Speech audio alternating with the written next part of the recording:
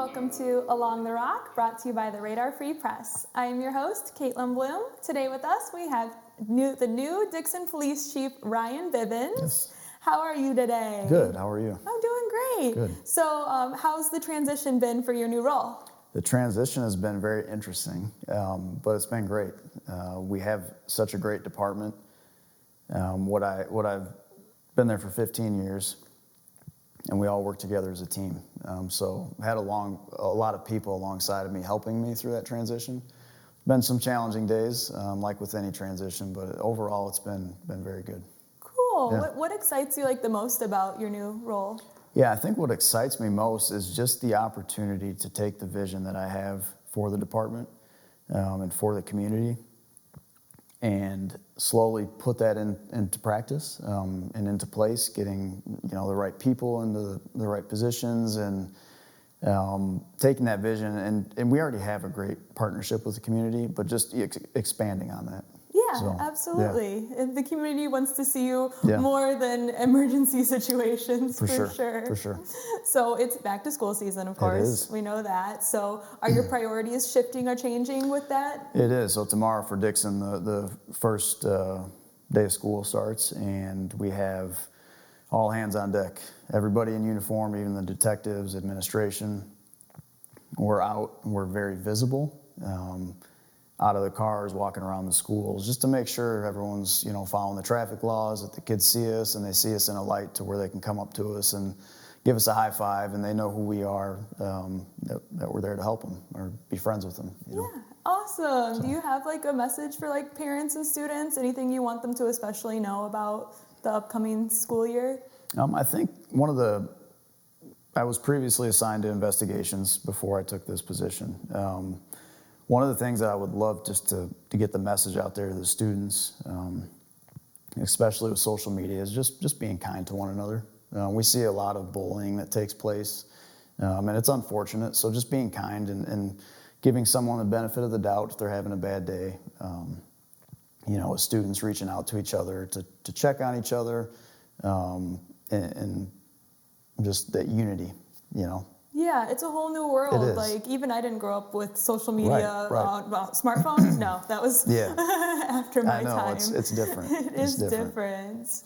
So I was going to ask, do you have any upcoming things where you're going to be out there doing outreach for the community, or any programs or anything going on with resource officers? Yeah, so our resource officers, they're obviously back this week with the teachers and doing in-service training and talking about our ALICE training, which unfortunately we have to talk to the kids about that. It's, in the event of an intruder in the school.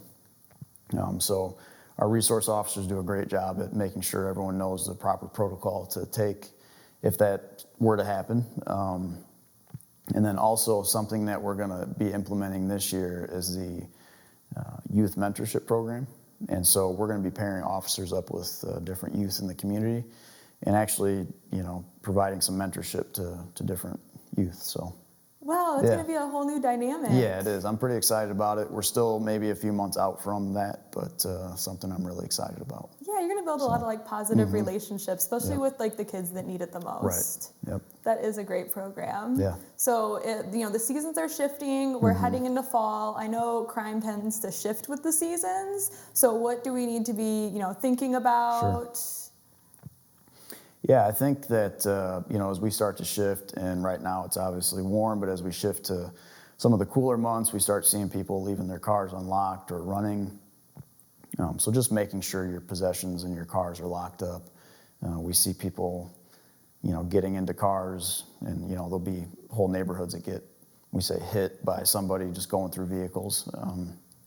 With the rush in the morning, getting the kids up and getting them to school or whatever, leaving the car running. So just kind of being aware of your surroundings and then making sure your doors on your vehicles are locked up. Yeah, cars are something to think about. It is. We think they're we're in a tiny town, we're fine, but it's always good to be careful. It is, yeah. Are there any other tips that you want to share? I think just as far as the overall with school getting back into session, just traffic laws. I know that everyone has a cell phone. We all, get messages and calls and things like that. And so just staying off the phone, especially in those school zones. You never know when a kid could run out, you know, and being aware of your surroundings while you're driving. So the traffic and just slowing down. Yeah, I was gonna say in Dixon, especially like the high school being right there in the middle of town. Yeah. Yeah, and those high school students are kind of walking everywhere, Yeah, aren't they just kind of walk out, you know, they're doing their thing, right? Going to lunch or hanging out, not paying attention, and they're being kids, which is great. So, you know, we as drivers have to just be alert and slow down and make sure we're keeping everyone safe. Absolutely. Yeah. So, you know, like we said, you're in a new position. This is a new role for you. Like, what are your top, like, priorities? Yeah, so I'd like to actually kind of read you my mission statement for the department that we have. And it's really simple. And we exist to protect and serve the city of Dixon. And then so our vision to go along with that is that we're going to create a safer Dixon through proactive policing strategies and develop servant leaders that bring positive change to Dixon. And we are committed to our priorities, which are protecting, serving beyond the badge, and partnering with our community. So I'm putting a big emphasis on serving. I really believe that, you know, we do a great job at protecting, right? That's what we do. We run towards crime or fights or weapons calls, like, you know, that's what we're trained for. But we also have to serve. And so what I mean by that is like what we're trying to really ingrain in the officers is by being selfless, showing empathy to everyone that we come into contact with, you know, treating everybody with respect, staying vigilant, and then, you know, the empowering those that we serve. So not only are we trying to instill that in the officers within the department, but also in the community. Yeah, I honestly, you don't hear police talk about that much about empowering the citizens. Yeah, and I think when you do that, and then you partner with them and you're working together, I think it's amazing things can happen, really. I really liked in there that you said something about taking like a proactive approach. And when I specifically think of an example of the Dixon Police taking a proactive approach, I think about your social media. Yeah, we have some guys that have done a really great job with that social media. Detective Sergeant Lincoln Sharp, Sergeant West, and then you see all the other guys and gals that are great volunteering to get their pictures taken and be out there and, you know, kind of be vulnerable a little bit so people can see us in a different light. Absolutely. Yeah. There's like some transparency there. Yeah. I think that's honestly, when I think of Dixon Police Department, and I think a lot of other people too, I think about those are some good social media posts. Yeah, for sure.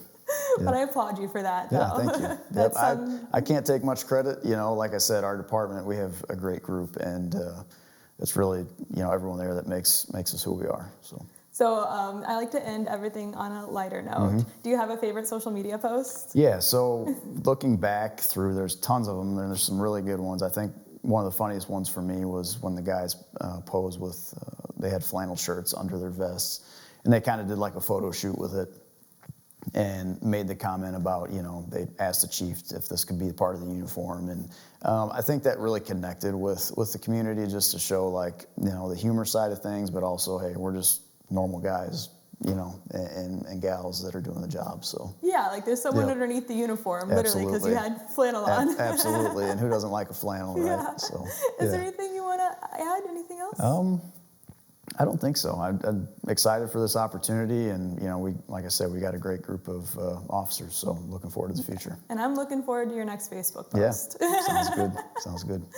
Well, thank you, Ryan, for being here with me today. You're welcome. And thank you to our listeners and to our production crew as well. Remember that the Radar Free Press is free, so we do rely on those likes, shares, and comments to keep us thriving. And if you want to see more videos like this, check out theradar.online.